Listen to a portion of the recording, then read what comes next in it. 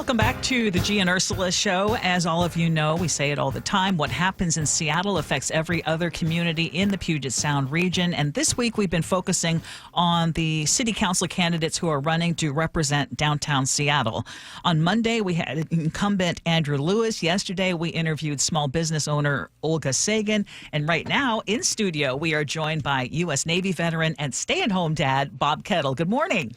Good morning. Thank you very much for having me. Well, thank you for joining us. So you heard the top story is that some thieves tried to break into downtown Nordstrom. A day doesn't go by when we're not talking about crime in downtown Seattle. If you are elected council member, what is your priority in terms of addressing things like retail theft and crime that is increasing? First, we have to create a safe environment for our businesses. We have to have a safe environment for their customers, their clients to come to them, for the buses, for those riding the buses downtown. We have to have, from the baseline, a safe environment. But ultimately, it's about creating a tone, and that's, we're not accepting certain things. This goes to, getting away from the past city council's actions on defund, what you saw with the current incumbent on the drug possession and use, because that sets a tone that pervades, it basically creates a permissive criminal operating environment, and that's the first thing we need to stop. And we can do that with, passing that bill, for example, then importantly, taking steps to restaff the police department, for example. What steps would you take? What steps do you believe need to be taken to staff the police department? What do you think? Well, you have to create, like any job, you want people to support you and understand and respect you. And I think we should, mistakes in the past, one thing, but since the consent decrees come in, we've made great progress. I participated in the Before the Badge program, which was fantastic. When you see the new recruits coming in, and you can see the quality of the police officers and the training that they're getting to know the neighborhoods, understand that there's different languages, different cultures, they're going to respond differently. So it was a fantastic program. So we need to build on that and basically look to, from the recruitment and retention, I'd say to people in the military, we have this thing, retired, regain. So why can't we do that in the police force? Those that have retired or left the force, how can we get them back? Well, one we can get back is with a city council that is supportive, holds, transparency and accountability, yes, but is supportive. And then in terms of recruitment, creating that positive environment, that positive engaged leadership that makes it attractive.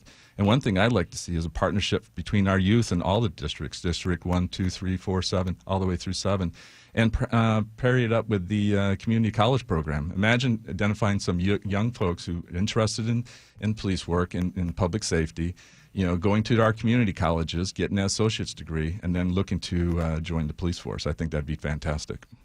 I want to go back to something that you said, and that was the ordinance that would have made it illegal to use drugs in public.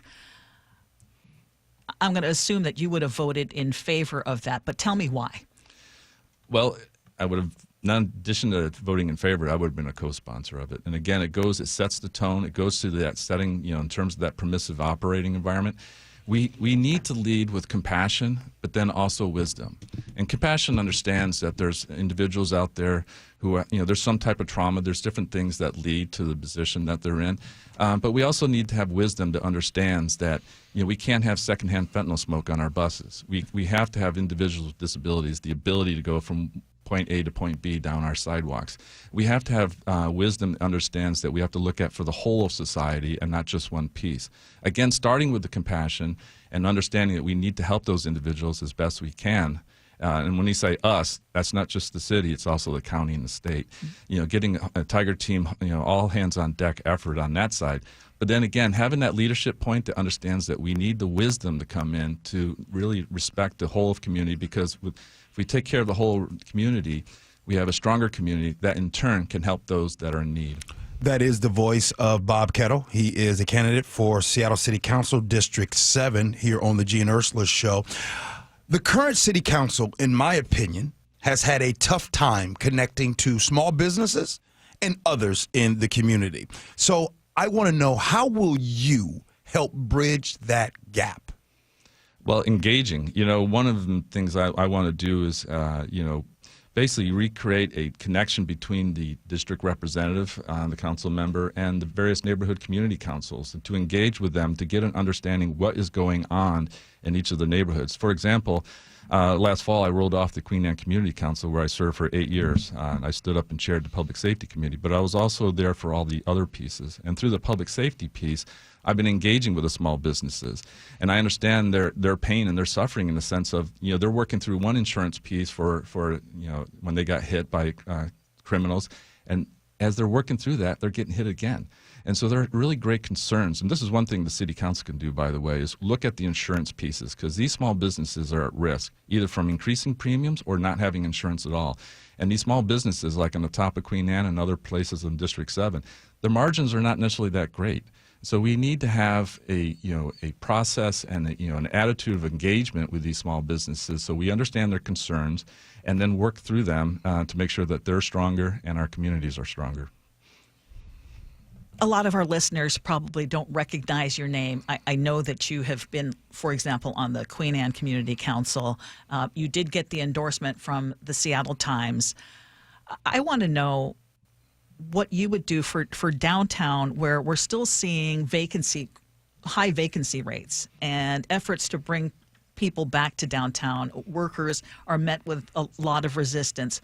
What do you envision for downtown Seattle? If you were a city council member, what would you envision for, so much of this open office space? Well, basically, we had problems with our parks on Queen Anne's, for example, and we had an Activate program, where we activate it. We cleaned it up, we got good sight lines in, and then we got people to go. As a stay-at-home dad, I was taking my daughter to Little Howell, Big Howell parks and the like. And the same concept really applies for downtown. We need people to go downtown and activate. We need them to go to the shops, go to Nordstrom's and buy, whatever they need, go do that action. But it all, again, starts from a safe base. And so we need to do that first and then build with a positive, engaged leadership. And this is one thing where Mayor Harrell has done with the One Seattle piece and his Activate Downtown program.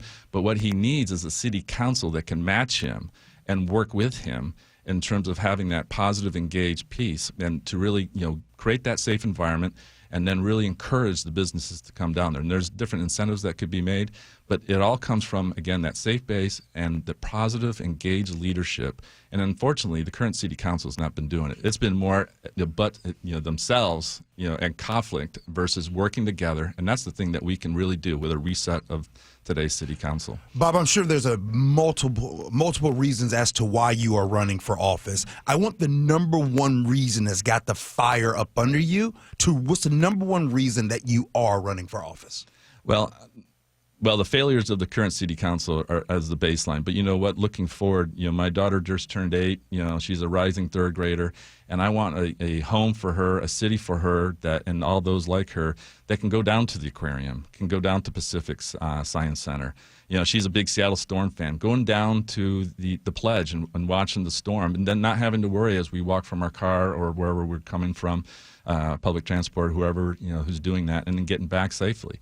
That's the city that I want for my daughter, and I want for not just for the kids, but for all of us.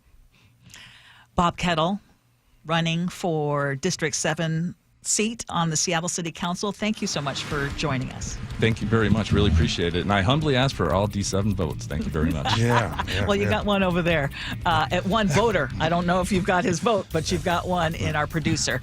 Before you go, if you was going to Dick's Drive-In, what would be your order at Dick's Drive-In? Well, I'm not supposed to get as much as I like, but I love their cheeseburgers, and my daughter loves the shakes, by the way. All right, that's good. Good enough for me. Thanks, Bob. Appreciate you. Thank you.